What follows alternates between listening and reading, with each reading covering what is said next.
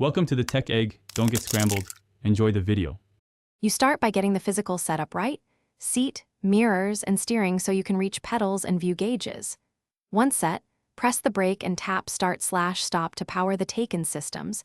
You'll see 12V and high voltage systems initialize. Make sure the battery is within normal temperature and state of charge. Next, choose a drive mode and region level. Higher region lets you lift and slow the car, recovering energy and reducing brake use. Then release park and move the shifter into D to begin. You now focus on motion. Apply throttle smoothly because Taycan's instant torque amplifies abrupt inputs. A light progressive press gives controlled acceleration and traction. Once moving, use one pedal region in traffic, lift to slow and recover energy, then add the mechanical brake for firm stops. For spirited driving, switch chassis and steering presets to match road conditions.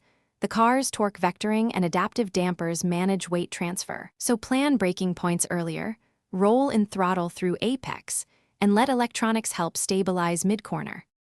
To finish, bring the car to a complete halt, press the park button and engage the electronic parking brake.